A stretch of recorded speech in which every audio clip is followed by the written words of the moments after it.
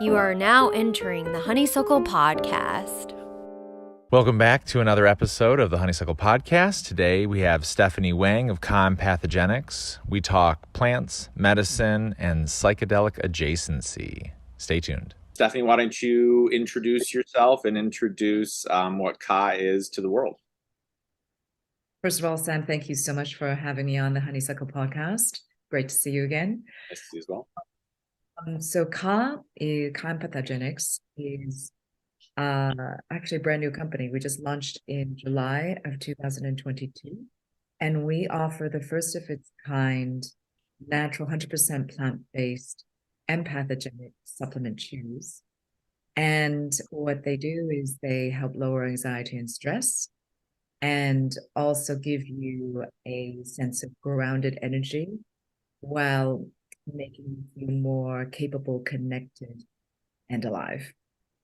And kanna, which most people may not know about, is a succulent plant from South Africa that has been used by the indigenous tribes of the Khoikhoi and San people there for millennia.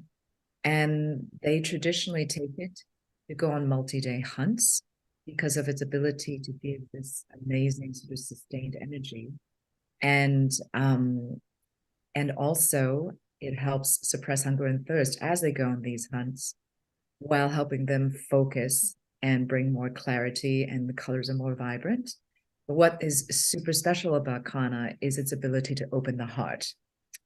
And so not only does it lower anxiety and stress, but it engenders this feeling of oneness and interconnectedness between, yourself and other people, as well as with nature and really everything that's around you. So it's a beautiful sort of empathogenic, as we coin it, for that very reason, because it actually engenders more empathy and more compassion. Yeah, there's definitely a rebranding of some of this plant medicine by some people involved in it as empathogens. You hear that come up in the kind of psychedelic world, where people are like, that's not really what we're using it for, especially at certain, the more microdosy places, and they refer to them as empathogens, which is this increase in empathy. So right out of the gate, I'm going to hit you. Why are there these plants or these molecules in these plants that create these experiences of oneness when we take them? And as well have that afterburner effect, where even, after your experience, you are genuinely feeling different. This is kind of your world. I'm just curious on what your hot take on what that is. Yeah, well, that's a multi-pronged question with many answers, actually. So I could go metaphysical about this, and I could go super scientific about this. So what I'll do first is I'll go the scientific route, because of the specific phytochemical compounds that are actually in kanna. So kanna is really interesting because it is a natural serotonin reuptake inhibitor as well as a serotonin releasing agent. So its main alkaloid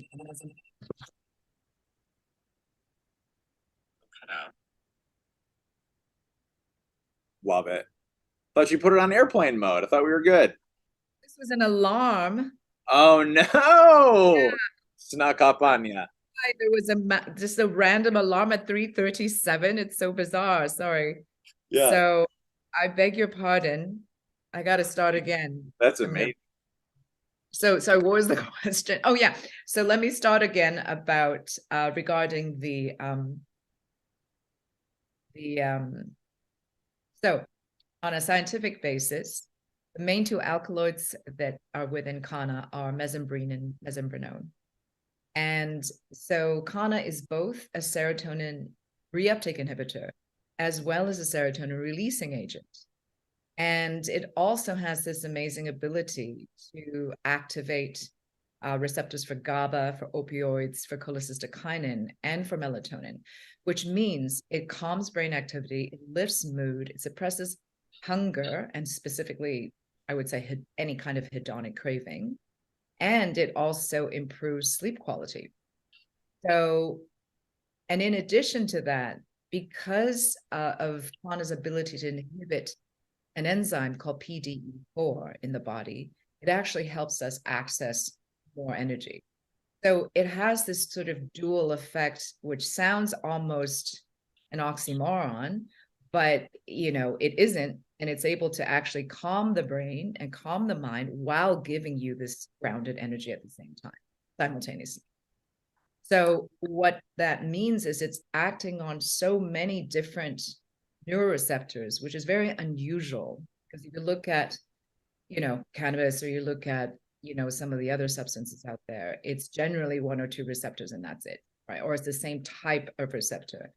But kanna is really full spectrum, and it's interesting in that way because it has this sort of overall full spectrum effect. And as a result, it's very adaptogenic. It actually really helps you rebalance internally and helps recalibrate your mind, calibrate your brain.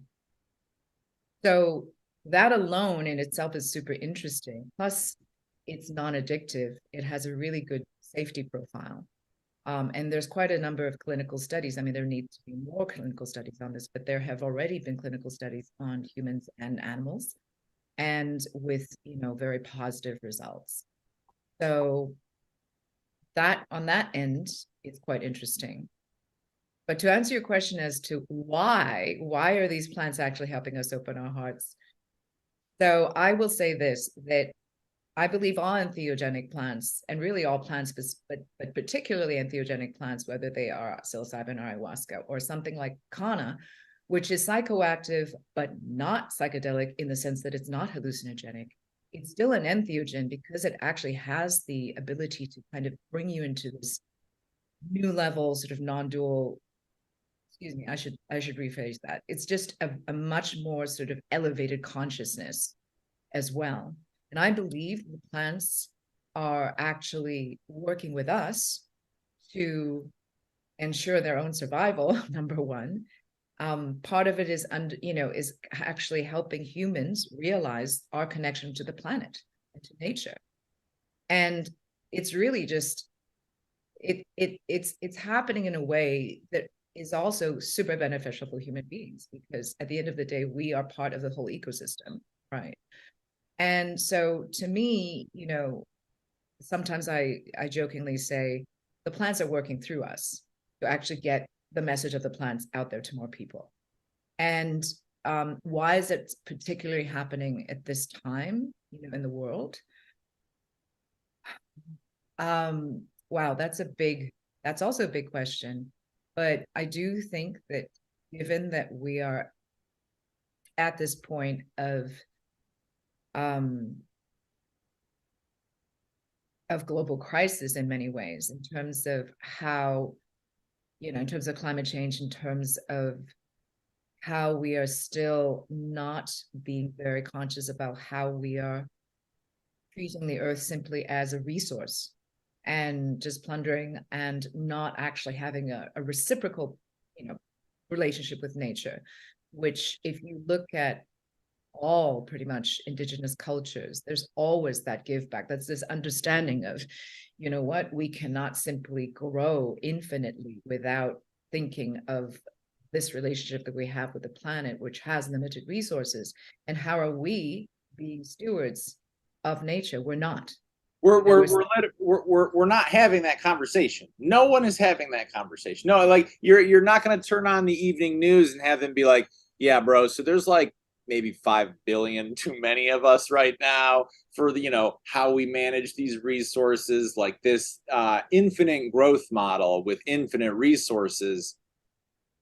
It's a huge mistake.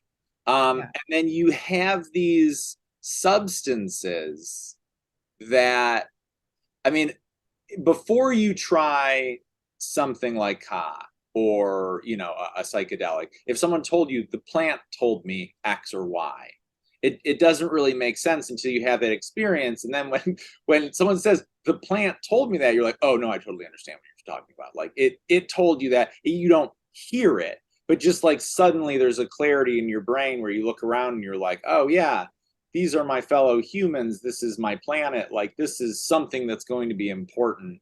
to be a steward of, and it's coming out of these plants. And you're right, the timing of it is interesting as well. Absolutely. And I would say that, even if you don't want to believe that, just look at where we are now. I mean, there are at least 1 in 5 Americans that suffers from some kind of mental health issue, right? Post-COVID, that's only gotten worse.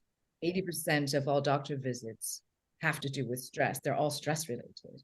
And, stress is causing us all kinds of issues, and it's leading to early death, right? And yet, if you look at a lot of pharmaceutical, solutions out there, they're just not. They have so many side effects. There's a lot of other, a lot of issues. And, I believe that a lot of these plants are coming right now, specifically to help us, help ourselves and help us actually wake up, because for the exact reason that you just said. Yeah, no, I think that, it can come across as like some real hippie shit where it's just like, oh yeah, we got to listen to these plants, guys. There's an emergency on the planet. But then you go through all these experiences, and it's like a bell being rung, where you're just like, oh, there's a clarity now about what's important, what's not important. I think that, that stress factor has a lot to do with, the form of capitalism that we practice, and how most of us are in some sort of rat race, just, living kernel of cheese to kernel of cheese. And it's difficult to zoom out from that. But absolutely. That fear, excuse me, I didn't mean to. No. No, we're just constantly fed a stream of fear porn, and if you look in media the way it is, I don't need to say anything more. It's just never ending bad news and messaging and narratives that just keep us, small, I will say, and disempowered. So, but I will also say this, that a lot of it, this waking up, where it's like, when you say, oh, the plants told us, how do you come to this? What do you mean the plants told you this? The truth is, we evolved with plants through how many, hundreds of thousands of years, right? And, what the plants are also doing is they're actually, how should I say this, bringing us back to the realization of our own whole being and our own divinity, in the sense that, hey, we're not just a brain. We're not just a bunch of organs putting together in this flesh suit. We are much more than that. We also have a soul. We also have all of this. And most of us have been, religion has tried to kind of instill this, but then there's a lot of backlash because of how organized religion can be, which turns people off. But the fact is, we often are completely cut off from the rest of, how should I say, who we are. For example, we're cut off from our feelings. If you ask someone, how are you feeling today? They'll go, oh, I don't know, and they immediately go to their head. They never go into their bodies. And all this sort of, you look at movements, health movements like yoga, meditation. Okay, meditation is a little bit different in the sense that it is centering, it's coming back, sort of getting grounded again. But it's, I still think that a lot of it is focused on emptying your mind, when actually, I believe what really benefits us and what is super beneficial, yes, it's quieting the mind, but also there's an and to that, and that's actually coming into the body. And so plants like kanna specifically, because there are a lot of entheogenic plants, like, for example, ayahuasca and psilocybin, those are, from a shamanic standpoint, they're spirit medicines. So they actually take you out of your body. They bring you to consciousness through spirit, but they're not in the body, so to speak, from a shamanic cosmology standpoint. Kanna is different. It's heart medicine. It actually brings you back in you. And what it's doing is it's kind of giving you this realization, like, whoa, what is in our hearts, this intelligence that's in our hearts, beyond, by the way, feelings, beyond emotions, and even beyond empathy and compassion, that there's an intelligence, right? If you look at the heart and its electromagnetic frequency, it is about, there are far more, let me say this properly, it resonates, I think at least it extends like 8 feet beyond your body, your heart will recognize something or someone before your brain even registers anything. There are more, there's more messages coming from your heart to your brain than your brain to your heart. So there's that aspect as well. But that awakening in ourselves is actually making us realize, hey, oh my God, there's these pieces of ourselves we've completely disassociated with. And a big part of health, and the whole idea of holistic health, is the whole self. And that includes our emotional well-being, right? And that is a very basic level of what I'm talking about in terms of heart intelligence, but that's a start. That's a starting point, so that's why with Ka, our tagline is feel yourself, which you can interpret in many ways, but like feeling yourself, it's like, how do you, I don't feel myself today. What is it like to actually feel yourself? What is it like to be in homeostasis where we're not in fight or flight all day long? So you'd mentioned the big P word earlier, which this conversation kind of can't go without, but pharma, right? I think that in the Western world, we have a way that healthcare operates in our mind.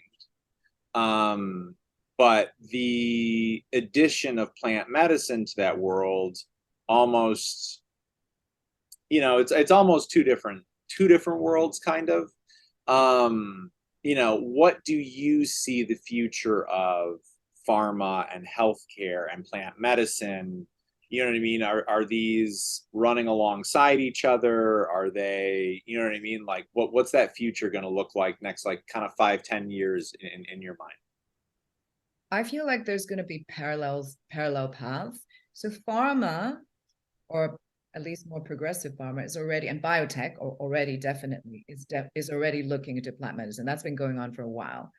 You look at places like Johns Hopkins, you look at where now, you see not just scientists being consulted on ayahuasca, psilocybin, MDMA, all of that, but you actually see them consulting shamanic practitioners as well, or shamans as well, to understand what it's like to come from, the spiritual side of things and through those lineages because of the wisdom that they carry. And you also now see much more realization for people that say who were approaching it purely from a therapeutic standpoint, but that was very clinical, using plant medicines and entheogens, right, psychedelic plant medicines, now realizing, oh, wait a minute, setting is really important. It's not like, here, take a pill, go home, I'll talk to me in 2 weeks kind of situation. So setting is massive because, you have to create that container, you have to create that space. And you have to have someone there, whether, it's a shaman or a therapist or somebody actually helping you through this process. It's a human process. It's not this transactional way of dealing with things, which definitely, you see in pharma. And also the difference, of course, with pharma is that it's generally very symptom. It's all about curing the symptoms. It's all about kind of masking the symptoms, or just making you feel like, oh, I actually feel better because I'm not having my headaches or my gut pain or whatever it is. But in fact, you've never really addressed the core issues. Specifically, let's say something like PTSD or drug-resistant depression, treatment-resistant depression. We've already seen the effectiveness of, psychedelics in that arena, right? And so I feel like from the pharma point of view, there has to be a combination of both to make it successful. There has to be an understanding of both. Now, of course, having said that, there will be the same thing, and it already is happening, of course, where someone says, oh, what are the awesome active compounds or alkaloids in ayahuasca or in psilocybin? Let's just take it out and let's just make something out, like make some kind of a drug from that and patent it and make a lot of money. That's going to happen, right, as well. But I feel like we're in a time where because of these personal experiences are having or have had, I think that the other side, pure sort of how should I say, let's say the plant side of psychedelics, that's not going to go away. And I think people are absolutely not just looking for, hey, let me deal with whatever ailment I'm dealing with, but they're looking for more. They're actually looking for me. I think that a big part of, you know, societal pain comes from disconnection, comes from separation, comes from first the separation from ourselves and who we really are, and then the isolation, specifically after COVID, during COVID, where it's like, oh my God, that's how you really can break something down, is to isolate. So I think the human component, sitting in circles, sitting in ceremonies, going through this, even if you don't want to do it in a super traditional way, you know, having that human connection is the healing itself. It's not the thing, that substance, that pill, that particular, even that particular 5-hour journey that you're doing during ceremony. That's not the thing that's healing you. What's healing you is you coming back into that feeling of love and compassion for yourself and for your fellow human. Yeah.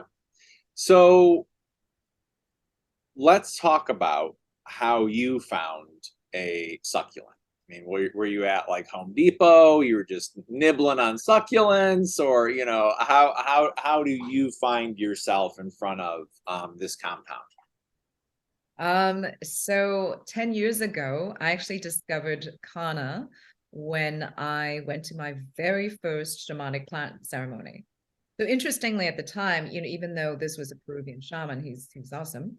And you know, he actually had a worldview of plants. So he was actually, you know, having us try all kinds of things, and depending on, you know, he would kind of read each person, give them what they needed. What was interesting is he always starts the ceremony with kanna for everyone in general. That's kind of what he does. And I very quickly realized why he did that. And for me personally, it was such a profound experience because of this massive heart opening. I mean, I had love for everyone. You know, everyone I met, I didn't meet everyone in the room, just love of everything that's in the universe. Gratitude for everything that's around me, you know. And what was also interesting is that in that point, at that moment, it did not matter like whoever was sitting across from me, what they looked like, what they did for a living, what socioeconomic background they came from. It did not matter. What mattered was this heart connection I was having with them and seeing them and being seen as a human being. And that was so healing and powerful. I was like, oh my God, this, first of all, it really helped me personally in my own healing journey. But then over the years, you know, it never kind of, you know, went away in my back of my mind. I was like, oh my God, it would be great to get this to more people besides just through journey, right? Besides just through ceremony spaces. And I was like, how can I make this more accessible to people? And about 4 years ago is when we started sort of this R&D phase of, because when I first went into ceremony, I didn't fully understand until I started the research in terms of what it was doing in our brains, what kind of alkaloids it had and what the effects were. And, you know, then realizing again, all the beneficial things that I just mentioned. Plus, it's actually used, by the way, to treat addiction. Not only is it not addictive, it's actually used for treating addiction in South Africa, specifically for alcoholism, you know. And so there's a lot of research that still needs to be done, but it's so promising because of the profile I just mentioned. It's relatively like super safe. It's non-addictive, and it has both sort of antidepressant and anxiolytic qualities. And on top of it, it also helps improve sleep quality and gives you grounded energy. Like, who wouldn't want that? Yeah. And it just, again, is this heart opening aspect.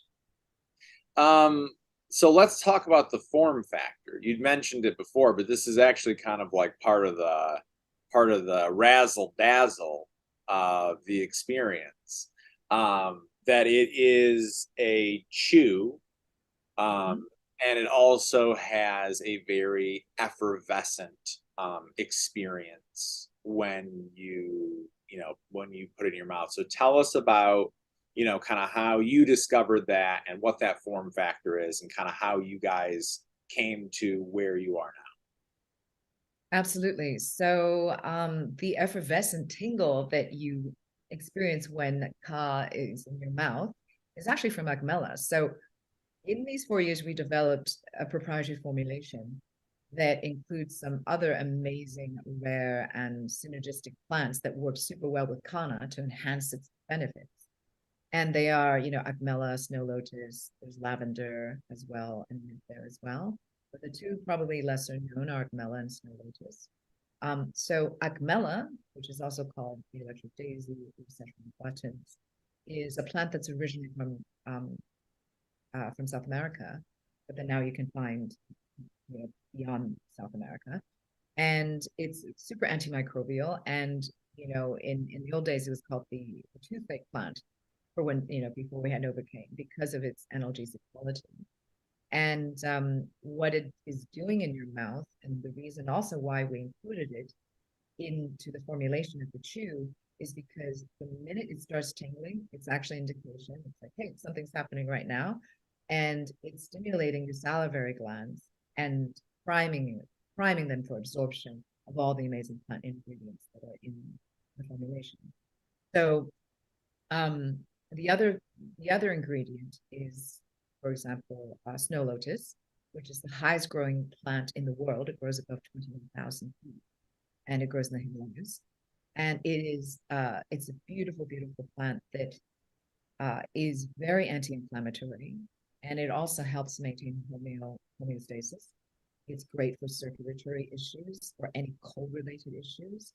So you have something that's from South Africa, from very hot climate, then you have something from high altitude, and then you have everything in between. But like I said, these particular ingredients with their particular alkaloids and their phytochemical compounds work beautifully together. So it took us a while to kind of develop what sequence and how we want to combine all of these plants. So what you have in the ka chew is actually like, how should I say? It's a beautiful neuroprotective and neuroregenerative formula. Awesome. So can you tell me about, this is something I was curious about, kind of like walk me through like a day of like dosage, right? I know that for something like edibles, you're going to take that a couple of times a day. Something like psilocybin, you're not taking very often, you know what I mean, if you're reading the label. So what's kind of, the prescription? Sure, that's a great question. So what's awesome about ka is you can take it every day as a daily supplement. So each chew contains 30 milligrams of high potency standardized extract of kanna and all the other plants. And, if you go and read stuff on the internet, you'll see anything like, a standard dose is anywhere from 20 to 50 milligrams, right? But I just really want to, explain to people that it totally is dependent also in how many alkaloids and the level and the potency of the alkaloid of the kanna itself and how much alkaloid content there is. That's going to make a difference. So it's not just looking at milligrams, which won't tell you so much. And then it also, depends on kind of the quality of the particular kanna plant that's being used. And what's interesting in terms of dosage is we say, for example, like each chew is 30 milligrams. So we say, hey, start with one chew. But the thing is, with any plant medicine, whether it's entheogenic or not, let's say ashwagandha even, you have to kind of start using it daily to kind of prime your body to work with it. So kanna is the same. And so people are like, sometimes they try it and they're like, oh, it doesn't really work. And it's like, no. What you actually need to do is to take it on a daily basis and really start to build a relationship with it and see how it's affecting your body and your mind, and notice what is different. A few things. First, everyone's genetic profile is different. So we have different distribution of neuroreceptors in our brains, each of us. So again, everybody's going to have a slightly different reaction, right, to kanna. Second thing is, if someone has a high level of inflammation in their body, the serotonin that's being produced or that's being released is going to first go to lowering the inflammation before you start to feel a lift. So if someone has quite a bit of inflammation, you know, it's very beneficial, first of all, to take it continuously because it's actually helping you lower inflammation. And then after that's kind of dealt with, you're going to start to feel that lift. So that's the second thing. The third thing is we always recommend people taking it continuously because then you really start to notice the cumulative effect. There is absolutely a cumulative effect. And what's interesting is, unlike, let's say, pharmaceuticals or some other substances, you know, you don't need more and more the more you take it to feel, you know, the difference, right? You actually kind of need less. So I will tell you personally that right now I'm taking kanna, not kanna, I'm taking ka every day, or my own choose. And initially I was like, oh, one is great. So I was taking one continuously. And I was like, oh, I feel like much more balanced. I feel my mood is better. I have more patience with people. I'm a nicer person. As a result, I don't, you know, my brain doesn't get so foggy. And I just need half of the dose. I need 15, right? Which is half of the chew, and that's already enough. So that's the thing, is that, you know, I like to describe this as real medicine, in the sense that it's actually helping you so that you're not dependent on it, right? And you can adjust it to your own needs because it's actually helping you rebalance and bring you that sense of calm. Yeah, I think that that's something about plant medicine, or kind of like writing your own script in life, is difficult for people who are indoctrinated into, you know, that Western kind of medicine where it's like, you know, no doctor, or that this has been my experience, is going to be like, yeah, totally cool. Take 0 to 50 milligrams of what this is tomorrow at various parts of the day. Make it up yourself. You know what I mean? It's like, oh no, at 10 a.m. you take 5 milligrams of this and you don't miss a dose. And there's no adapting that to your life, but obviously our lives are different every single day. Exactly. But Sam, you bring up a great point, because, you know, I think so much of what plant medicine teaches us is getting out of that old paradigm of transactional behavior with whatever it is that we're dealing with, whether it's with people or with whatever we're consuming, right? So when you are having a different attitude and you're taking this plant into your body and you're like noticing everything, and on top of it, what we always recommend is actually adding an intention before you take it. Because in any ceremony, we all know that's what you do, but it's the same with a daily supplement like Ka. Really, you know, have a relationship with this particular plant, build this relationship, because that ultimately really serves yourself and serves everyone around you, in the sense that that's how you kind of regain having a relationship with your own body, right? And being aware of that. And this kind of sacred relationship of connection, right? Whether it's being connected to ourselves and each part of ourselves, to connecting with another human being, to connecting with, you know, whatever is around us in nature, animals, plants, is again back to this whole core of what healing means.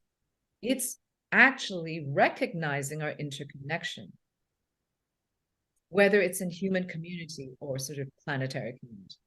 And so I don't want to get too highfalutin in the sense that I don't want to lose people on this, but truly that is what it's teaching us. It's teaching us to build, to kind of reactivate this sacred relationship that we have with ourselves, you know, Yeah. as well. I mean, I think that might be part of, you know, the difficulty to get some of the plant medicine across, you know, the finish line with some people, is because in that Western mindset, you know what I mean? Like, a beer is a beer.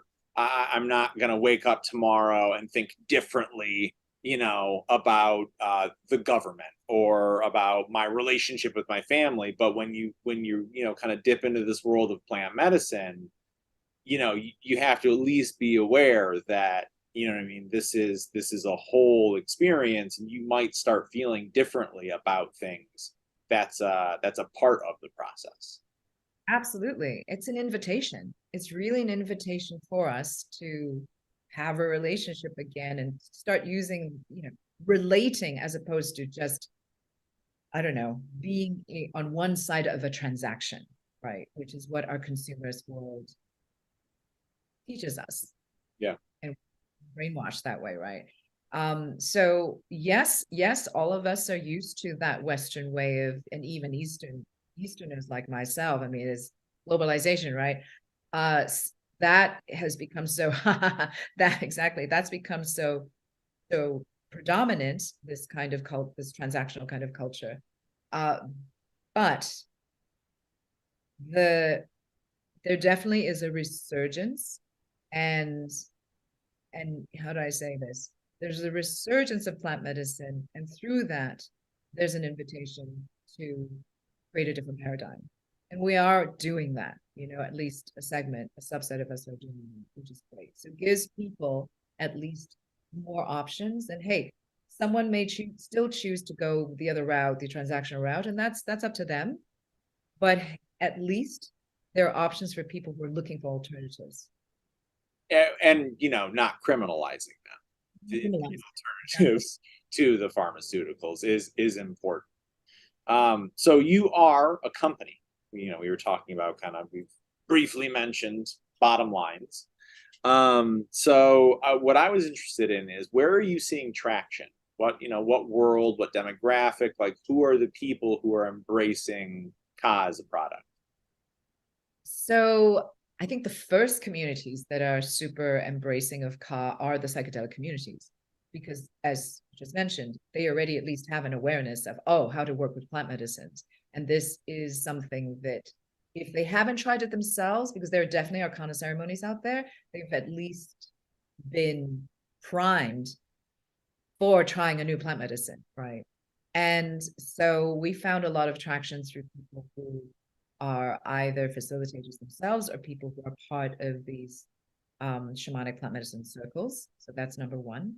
Number two is really beyond that, anybody who I would say is into health and wellness, but of the, let's say, Burning Man profile, people who are open to non-dual levels of consciousness and, ways to explore that beyond just plant medicine. So you have people who are into, let's say, transcendental meditation, people who are super into yoga, like that's another aspect as well in terms of where our audience is coming from. So, and then from that point onwards, I would also say another interesting thing about kanna is that it pairs really well with cannabis.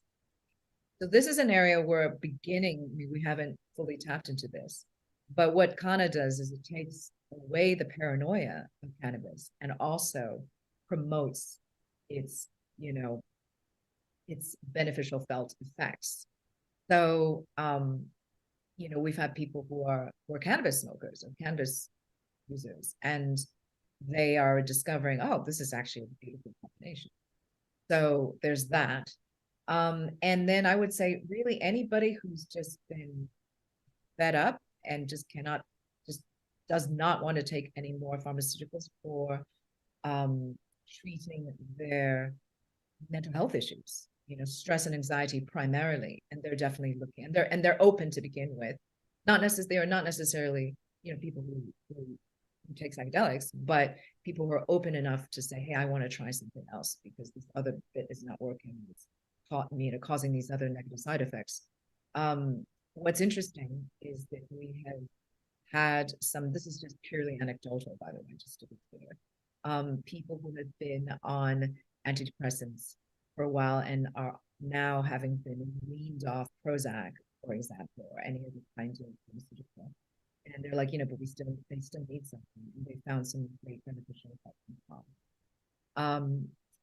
And, because of Ka and Kanna's ability to help people focus, it's another interesting area of people who have and suffer from ADHD.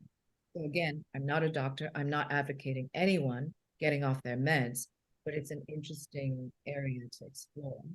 And I will tell you anecdotally, the people who have been, again, carefully advised by physicians on how to get off it and have tried, Ka, that's also been helpful to them. Having said that, Everybody's different, so there's no one size fits all, but this is again an interesting option, at a minimum. That's so funny that is a caveat that Western, I say with giant air quotes, whatever you want to refer to it. We all know what I'm referring to. That the idea is that it is one size fits all. That the milligrams, that's all we have to adjust. But I think that the honesty of this, whatever alternative medicine, whatever you want to call it, is from the get-go. Like, hey man, you know what I mean? Like, this is going to be different for every single person. You have to find the experience that works best for you. My white coat's not going to do that for you. And that ultimately, Sam, is empowering. It's an empowering message. It's saying you're the healer. Nobody's outside of yourself is going to do the job. You got to come back into yourself, empower yourself on your own healing journey, which is super, super helpful and responsible, right? It makes us responsible for our own health again, which is great because it starts to bring in awareness instead of constantly kind of, how do I say this? It's like,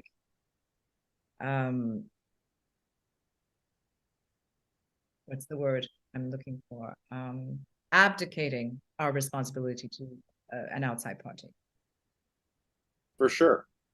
And where do you, in your mind's eye, see the availability of this? Is this something that I should be able to get with like the natural gum at like a Whole Foods checkout? Is this at a store? Like, I'm not sure if you've heard of Boisson, but it's an entire like store full of non-alcoholic drinks, some of which have empathogenic qualities to them. Where do you really see this being available to people, or what's that fit that you're working towards? In terms of distribution, you're talking about?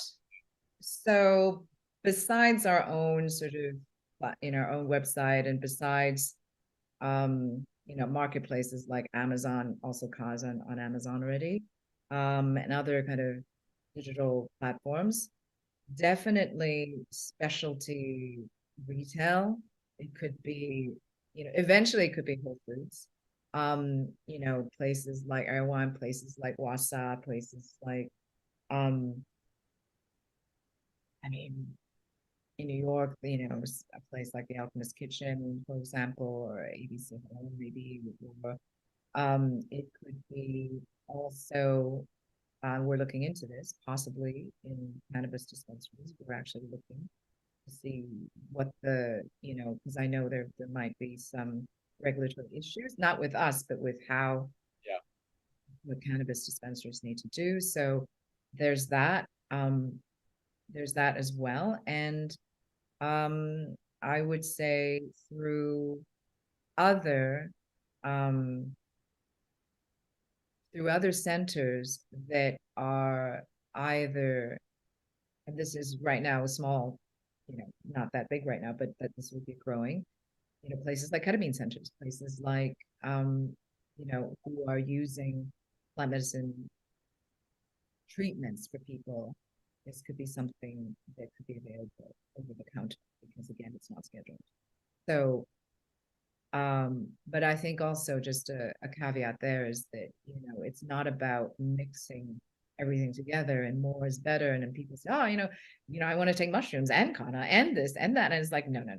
It's like, this is, again, this idea is more and bigger is better. And that's definitely not the case. If you take too much kanna, you'll get very nauseated.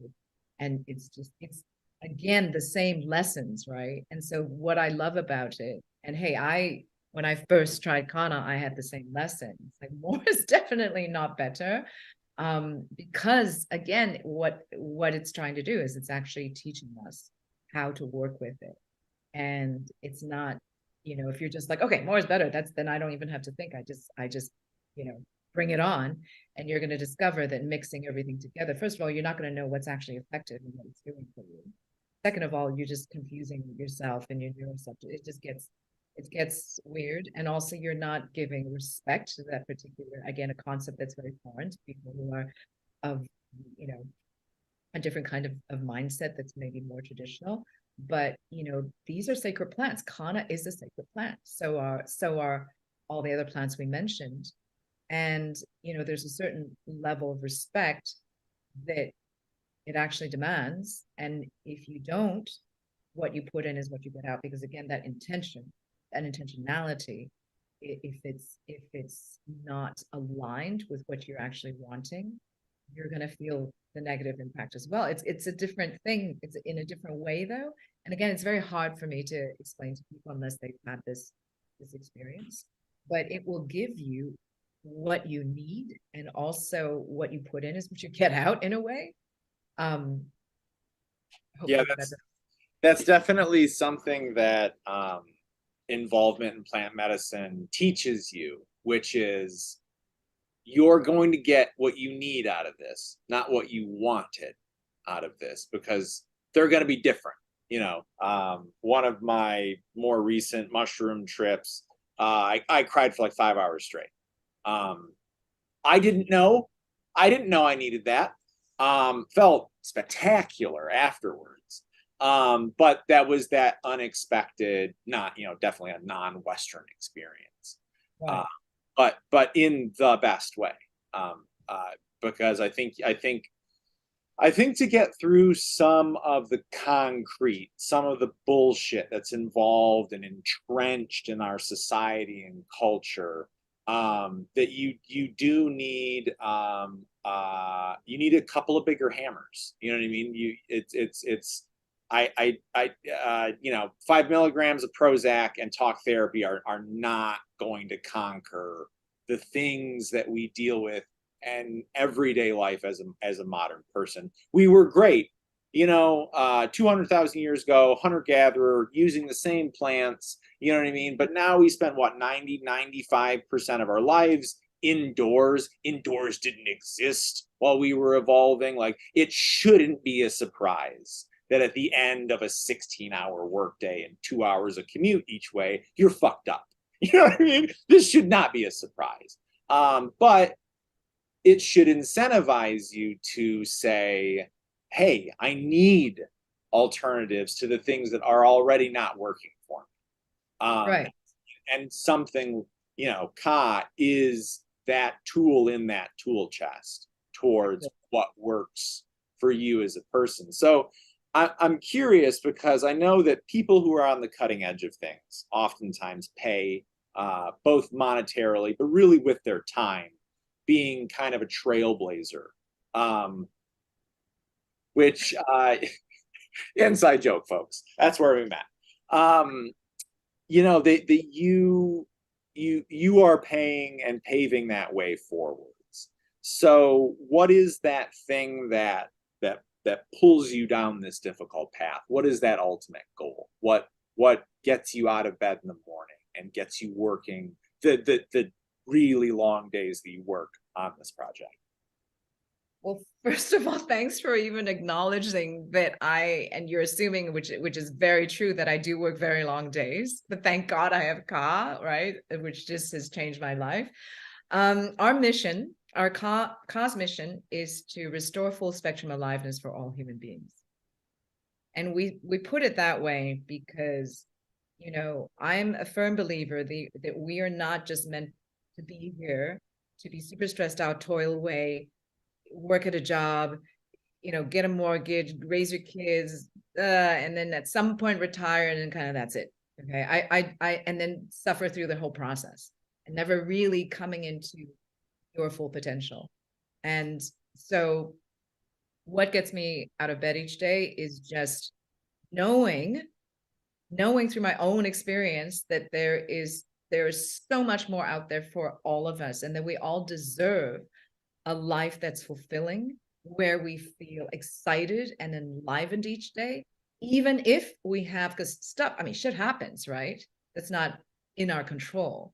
But, there is a way of being and connecting that is inherent to being human, inherent to being on this planet, that we have been cut off from.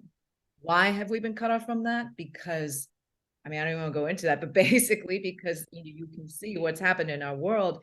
We have kind of prioritized I would call it misplaced priorities and values, right? We've placed, let's say, money over love. We've placed war and accumulation over stewardship, over community. So, and I just know, and I feel this, and I'm called to this, by the way, not to sound so Pollyanna about it, but I'm not. I'm being completely honest. I don't have a choice. I literally have been called into it, through my own work with kanna. I'm like, this is it. I've got to bring this to more people because, very clearly I see that the world needs it. And if I can, in my small way, right, then contribute to alleviating some of this suffering and the stress and anxiety by just simply being a channel, happen to be a founder. Okay, great. There are a lot of other amazing founders of companies out there doing some awesome things. But in my particular way, if I can actually help the world and make it a better place, that's what I want to do. So there really is no choice for me. Sounds crazy, but there really isn't.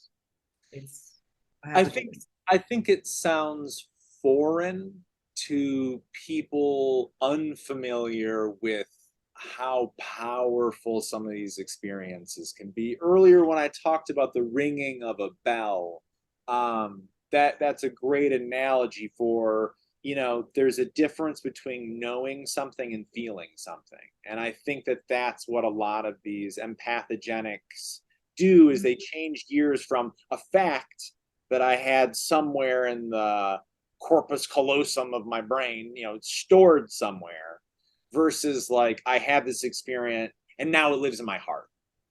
Right. And now I get it. I get what that thing was. So it doesn't sound crazy. It sounds like someone who had that experience, that clarity that is so rare in our modern lives, and made, whatever, a brave decision to jump into it head first and to tackle it. Thank you. I mean, I honestly, I encourage, and I just want to have a big shout out to all the other founders of plant medicine related or even non-plant medicine related companies that are out there really helping us be more human, right? At the end of the day, this is not even such a grandiose mission, because like I said, every person deserves to feel who, to kind of live their life in an enlivening way. And when I say full spectrum, that includes like the downtimes, that includes sadness and pain, right? But the difference is we can go through those experiences understanding and having a different kind of awareness around them. That's what I mean. So the full spectrum then suddenly becomes a beautiful appreciation for every aspect of life. And again, can everyone get there? Yes, I absolutely believe that, right? And so all we're actually doing is actually reconnecting humans to themselves. We have this innate ability. It's just been trained out of us, and I think that's a huge message. It's not like, oh my God, I cannot even think of this because I have, all of my basic needs not being met. Yes, that's true. But I would say, and at the same time, here are all these other plants and other plant medicines that are here to support you through that process so that you can better manage, right? You can better not just initially it's just managing. Okay, great. I'm not so crazy out of my mind every day, and I can actually deal with whatever's coming at me, in a grounded way. That already is a huge, huge plus, right? But then beyond that, how can I thrive, right? And when I start to really address, let's say, some of the underlying issues that come up now, finally, because I'm giving myself space to feel and look at what's being processed, then you have real healing. Otherwise, all you have are slightly better masked symptoms, and you go on in your life like an automaton. And again, people have a choice. They want to go there, right? It's the red pill, blue pill situation. You can totally continue to go there, but the truth is there are a lot of people who do want and believe in another way of living, right? And so I think, hey, we gotta do this together. And at the end of the day, we're a human community. I think that's the biggest message. It's a message that actually COVID tried to teach us, but has only, I would say that lesson has been learned only by, a particular number of people, but it's still not reached, for example, a lot of our governments and a lot of our leaders. Yeah, we learned almost nothing from COVID. That's a totally different podcast. Amazingly little. But I think this is a good time to kind of wrap up. It's been a huge pleasure getting to talk plant medicine and the metaphysics and the science, and kind of take a measured look at our personal health together. So thank you very much. Thank you, Sam. It's great chatting with you today, and I'm glad we could have this in-depth conversation. Awesome. All right. Thank you, guys. And stay tuned for the next episode of the Honeysuckle Podcast. All right, cool. I'm just going to cut it there in the edit. That was great. Yeah, you thought? Yeah, no, that was great. I love talking about this kind of stuff. I think that we had a conversation with Hefner, daughter, Christy Hefner. And she had run Playboy for a while, which is why we were talking about her, but she's also really deep into healthcare. And we kind of drilled down on a sick care system. Yeah, versus totally. A healthcare system. And they do seem to run parallel, but kind of not talk to each other in the process. Amazingly. I think that I don't really know how you change that. You know what I mean? How you get, how you change that education process. But it would be nice to see people in Western medicine, when you do have to go talk to someone or see someone, their first thing is, hey, have you tried this? It's right down the street at the health food place. Try this for a while. Take this for a couple of weeks, then come back and tell me, like, how are you feeling, instead of like, here's your script, go to the CVS, then come back and tell me about that. I don't know how you affect change on such a large scale. Sam, I don't think even that's the right question. I feel that you got to go the Buckminster Fuller route, which is just to build a better model to make the old one obsolete.